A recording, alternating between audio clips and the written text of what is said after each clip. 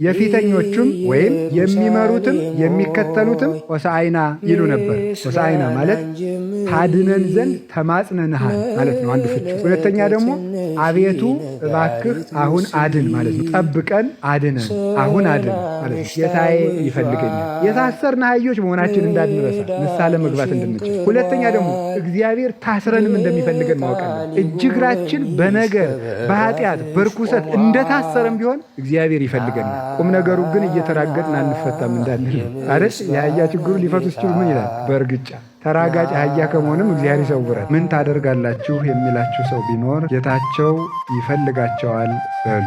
የማቴዎስ ወንጌል ምዕራፍ 21 ከቁጥር 3 ላይ ያለ ኃይለ ቃል ነው። ይህንን ቃል የተናገረው ለስም አጠራሩ ክብር ምስጋና ይግባውና ጌታችን መድኃኒታችን ኢየሱስ ክርስቶስ በመዋዕለ ሥጋዌው ሊሰቀል በተቃረበበት ጊዜ ለደቀ መዛሙርቱ ያስተማረው ትምህርት ነው። ይህንንም የነገራቸው በዕለተ ሰንበተ ክርስቲያን ቅድስት እሁድ ቀን ሆሳዕና ተብሎ በተመሰገነበት ዕለት ነው። ወበጺሖ ኢየሩሳሌም በጽሐ ቤተ ፋጌ እንተገቦ ደብረ ዘይት። ኢየሩሳሌም በደረሰ ጊዜ በደብረ ዘይት አጠገብ ቤተ ፋጌ ከሚባል ቦታ ደረሰ ይላል ጌታችን። ቤተ ፋጌ የሚባል ቦታ ላይ ደረሰ።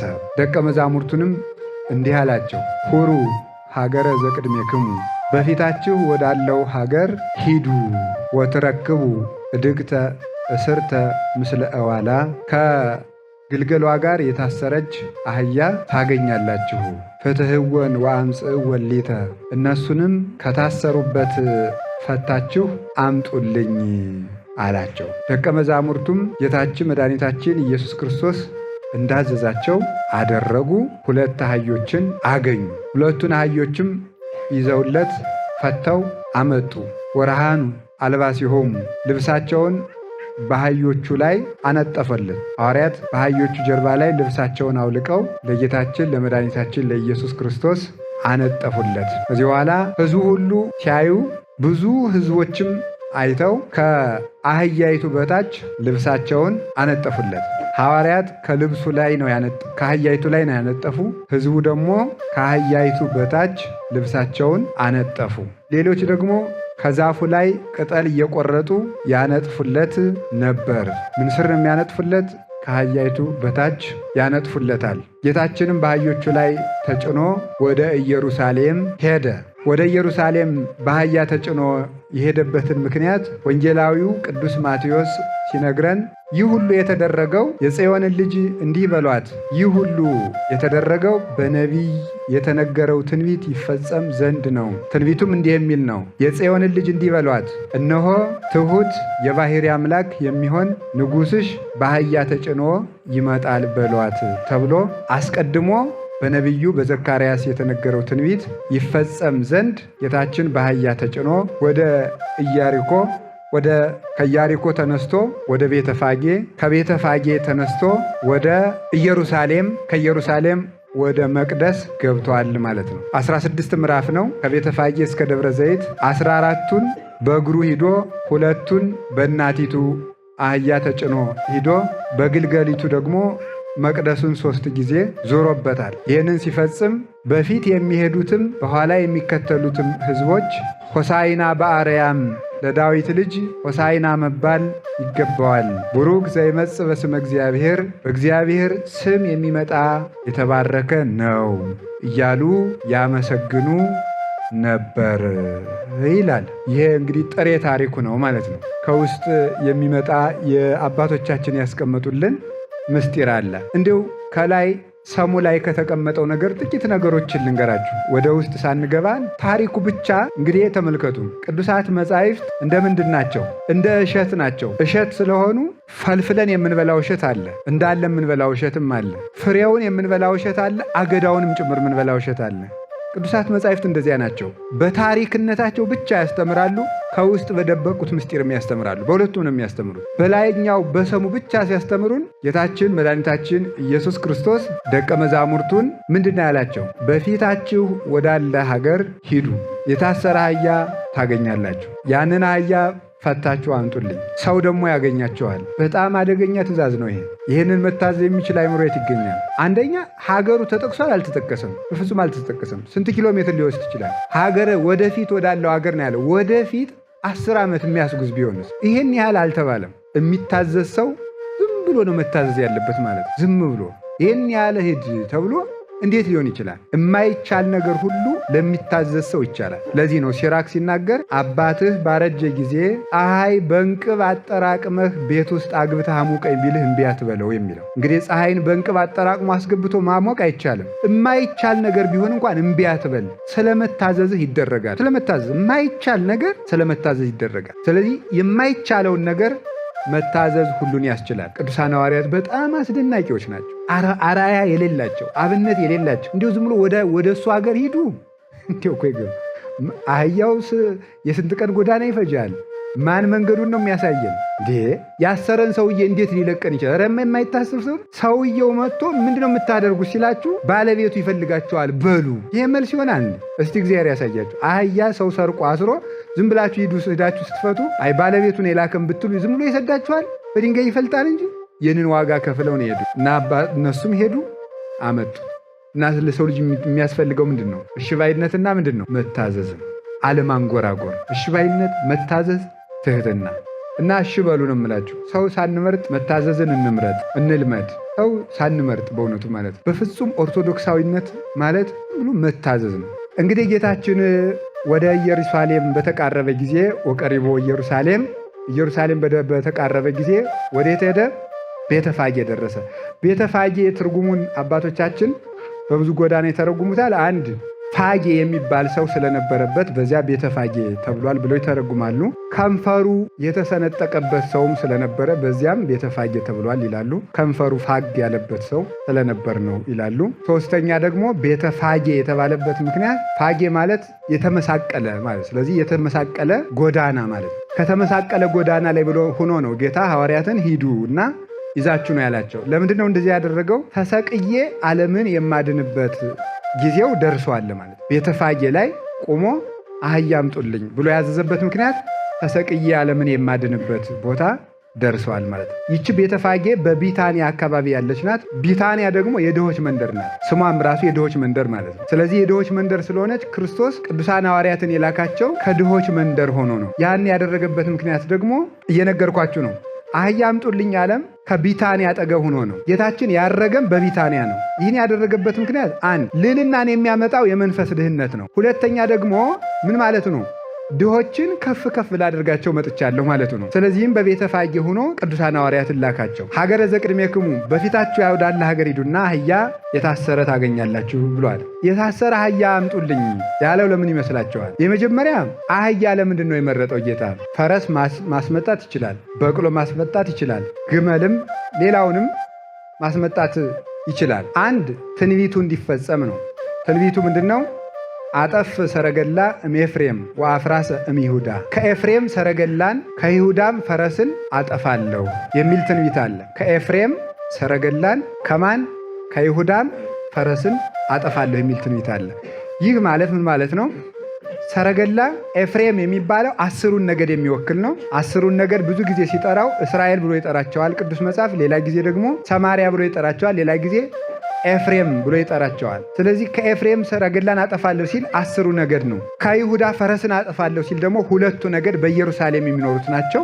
ሁለተኛ አህያ እንደምታውቋት በአህያ የሄደ ሰው ሩጦ አያመልጥም። ከፈረስና በአህያ ከሚሄድ ማነው ፈጥኖ የሚያመልጠው? በፈረስ ከሚሄድ ሰውና በአህያ ከሚሄድ ሰው ከመድረስ በምን ከሚሄድ ሩጦ መድረስ ይቀላል? በአህያ መድረስ። ጌታችን ኢየሱስ ክርስቶስም በአህያ የሄደበት ምክንያት ለፈለገኝ ሰው ሁሉ ቅርብ ነኝ ለማለት ነው። ለፈለገኝ ሰው ሁሉ ቅርብ ነኝ። እግዚአብሔር ቅርብ መሆኑን ለማጠየቅ ነው። የሚፈልገው ምንድን ነው? የሚፈልግ ልብና ንስሐ የሚገባ ሰውነት ብቻ ነው የሚፈልገው። እግዚአብሔር ለማንም ነው ቅርብነቱ። ቅርብነቱ ለቅዱሳን አባቶቻችን ብቻ አይደለም፣ ለኃጥአንም ቅርባቸው ነው። ስለዚህ ጌታችን ኢየሱስ ክርስቶስ በአህያ ተጭኖ የሄደበት ምክንያት ለፈለገኝ ሁሉ ቅርብ ነኝ ስላለ ነው። አንድ እግዚአብሔር መፈለግ የሚጀመረው ከልብ ነው። በልብ ይጀመራል፣ በተግባር ይፈጸማል። በልብ ማሰብ ብቻ እግዚአብሔር ለመድረስ አይበቃም። ምን ማድረግ ያስፈልጋል? መጣር። ሁለተኛ ደግሞ አህያ ለምንድን ነው የተመረጠችው? ነቢያት ቀድሞ ዘመነ ሰላም ሲሆን በአህያ ተጭነው ይመጣሉ። የጦርነት ዘመን ሲመጣ በፈረስ ይመጣሉ። ስለዚህ ክርስቶስ ምን ማለት ነው? ዘመነ ሰላም መጥቷል ለማለት። ዘመነ ሰላም መጥቷል ለማለት በአህያ ተጭኖ መጣ። ታዲያ ክርስቶስ ከተወለደ በኋላ ዘመነ ሰላም ከሆነ ዘመነ ሰላም መጥቷል ካለ ለምንድን ነው ቤተክርስቲያንና በሱ ያመኑ ክርስቲያኖች ሰላማቸው አጥተው የሚሰቃዩት የሚል ጥያቄ ሊነሳብን ይችላል። መልሱ ግን ሰላማዊ መሆን ማለት ያለ መከራ መኖር ማለት አይደለም። በመከራ የማይደነግጥ ልብ ማግኘት ነው። ያ ማለት ደግሞ ክርስቶስ ጋር መኖር ማለት ነው። ከክርስቶስ ጋር ያለ ሰው መከራ ውስጥ ሆኖም ሰላም ነው ከክርስቶስ ጋር። ስለዚህ ክርስቶስ ሰላም ልሰጣችሁ መጥቻለሁ ብሎ ለመናገር በአህያ ሄዶ ነበረ። ሌላው አህያ ምንድን ናት? የተናቀች ናት። አህያ የተናቀች ናት። የተናቀችውን አህያ ላይ ክርስቶስ ምን አደረገ? ተጫነ። ምን ማለት ይመስላችኋል? ክርስቶስ የሚያድረው ትህትና ባለው ሰው ላይ ነው። ክርስቶስ የሚያድርበት ትህትና ባለው ሰው ላይ ነው። ፈረስ የትዕቢት ነው። በቅሎ የትዕቢት ምልክት ነው። ሰረገላ የትዕቢት ምልክት ነው። አህያ ደግሞ የትህትና ምልክት ነው። ትህትና ባላቸው ሰዎች ልቡና እግዚአብሔር ያድራል እና እግዚአብሔር የሚያድርበት በትህትና ነው። ትህትና ማለት ራስን ከሁሉም ሰው በታች ማድረግ ነው። ከሁሉም ሰው በታች ማለት ምን ማለት ነው? ከሐዋርያት ነው አይደለም። ከነቢያት በፍጹም። ከመላእክት በፍጹም። ታዲያስ ከሕዝብ አለቆች አይደለም። ከሹማምንት አይደለም። ከምንም ሰው ነው። ከምንም ሰው እኔ አንሳለሁ። ተምሮ ሊሆን ይችላል። ካልተማረ ሰው ሁሉ ድንግል ሊሆን ይችላል። ከዘማዊ አንሳለሁ ማለት ትሕትና ማለት ይሄ ነው። ስለዚህ ክርስቶስ የሚያድረው ትሑት ሰብእና ባለው ሰውነት ነው። ስለዚህ ራስን እንደ አህያ ማድረግ ማለት ነው። እሺ አህያይቱ አህዮቹ ለምን የታሰሩትን ፈለገ? ክርስቶስ ነው የታሰሩትን ፈለገ። ለምን የታሰረ አየ? ሌላ አህያ ሞልቶ ለምን የታሰረ የፈለገው? አያችሁ፣ ክርስቶስ ንስሐ ከማይሽሩ ከ99ኙ ነገደ መላእክት ይልቅ ንስሐ በሚገባ በአንድ ኃጢአተኛ በሰማይ መላእክት ምን ይደረጋል? ደስታ ይደረጋል። ካልታሰረ አህያ ምን እንድነው የፈለገው? የታሰረ አህያ። ክርስቶስ ከጻድቃን ይልቅ ለኃጥአን ይገደዋል። በእውነቱ ማለት ለምንድነው ከኃጢአተኞች ጋር የምትበላ ሲባል ምንድን ነው ያለ?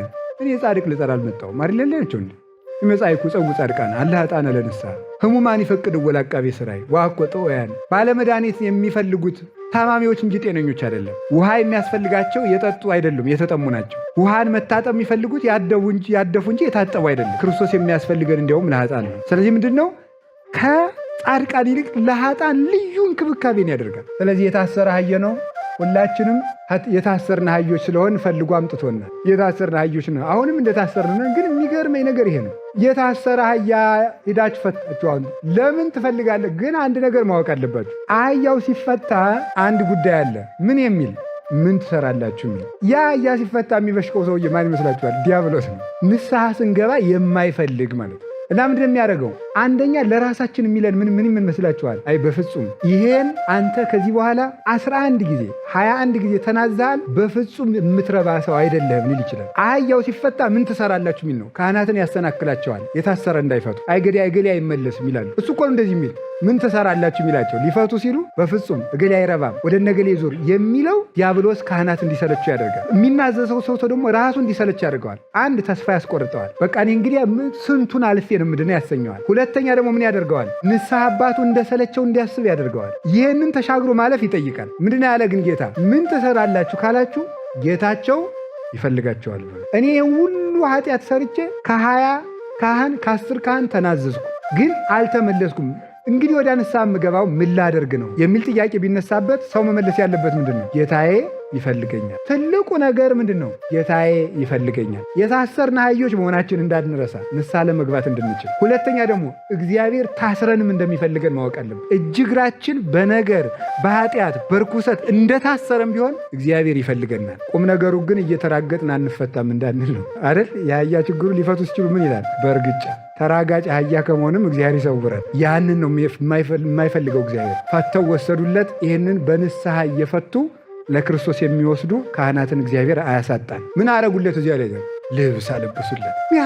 ምንድነው ልብስ የማልበስ ማለት? አህዮችን ፈቱና ልብስ አለበሱት። እነዚህ አህዮች ምናል? ትልቂቱ አህያ አይሁድ ናቸው። ትንሽቱ አህያ እነማን ናቸው? አሕዛብ ናቸው። ሁለቱም ግን ታስረዋል። ምን ማለት ነው? አይሁድ እናምናለን ባዮች ናቸው። እነዚህ ያላመኑት ናቸው። ያላመኑት በክደት ታስረዋል። በጣም የሚያስደንቀው ግን አይሁድም የታሰሩ አህዮች መሆናቸው ነው። ሰው ከእግዚአብሔር ቤት እየኖረም የታሰረ አህያ ይሆናል። የትም ቦታ የታሰረ አህያ አለ። ያም መፈታት አለበት ነው። መፈታት የሚገባን እንደሆን ያ ምንድን ነው? የኃጢአት ማሰሪያ ነው። ለምደዋል። እናቲቱ መጫን ለምዳለች። ይሄ ደግሞ ሕግ የለመደ ነው። ሕግን የለመደ ማለት ያነባል፣ ይጸልያል፣ ምን ይላል? እንደዚህ ያለ የለመደ ሰይጣን ማለት የለመደ አህያ የሚባለው ይሄ ነው። አይሁድ ናቸው። ያውቃሉ፣ ያነባሉ፣ መስዋዕት ያቀርባሉ፣ ተረፈ መስዋዕት ይቀበላሉ፣ ትንቢተ ነቢያት ይተነብያሉ፣ ሰንበት ያከብራሉ። ግን የለመዱ አህዮች ናቸው። ግን እንደታሰሩ ናቸው። ግብዝነቱ ግን እንዳሰራቸው ነበረ። ሕግ ግን ጠንቅቀው ነው የሚያከብሩት እኮ። ሰንበትን እኮ ውሃ መቅዳት ብቻ አይደለም፣ የጧት ከዘረጋ ሳያጥፍ ነው የሚውለው። ሰንበት ነው ከተቀመጠ እንደተቀመጠ ነው የሚሉት። የአይሁድ ሰንበት አከባበር ማለት በጥንቃቄ ያከብራሉ። ግን የታሰሩ አህዮች ናቸው። ልማድና ግብዝነት የአይሁድ ማሰሪያቸው ምንድን ነው? ግብዝነት ይባላል። ይህን ያሰራቸው ሕግ ያለመደችው ደግሞ ምንድነው? ውርንጫይቱ ደግሞ ያቸው የመጫን ያለመደ ሲጭኑባት በዚህ ማሽሎ በዚህ ማለት ደግሞ የጀማሪው ነው ደግሞ ማለት ጀማሪው ነው። በዚህ ማሽሎ በዚህ ሹሉክሉክሉክሉክሉክ ያልተገራ አህያ ማለት ነው። እንደዚያም ያለን ደግሞ አለ። የለመደ አህያ አለ፣ ደግሞ ገና ያልተጫነ አህያ አለ። መሽሎክሎክ የሚወድ ማለት ድብቅብቅብቅብቅ የሚል ጭነት የማያሰላ ማለት ነው። ሁሉንም እንድንለምደው እግዚአብሔር ይርዳን። የለመድነውን ከልማድ ማሰሪያ ይፍታል። ያለመድነውን ደግሞ ሕግ የመሸከም ጉልበት ይስጠን። ይሄንን ነው ደግሞ ሕግን ከመሸከም ይልቅ መሽሎክሎክና ውስጥ ለውስጥ መሄድን እንወዳለን ማለት ነው። በላዩ ላይ ምን አደረጉበት? አቤት ልብስ! በጣም ግሩ ነው። ይሄ ምን ይመስላችኋል? አንድ አህዮቹ ሐዋርያት እስከሚያመጧቸው ድረስ ምን አልነበራቸውም? ልብስ አልነበራቸውም።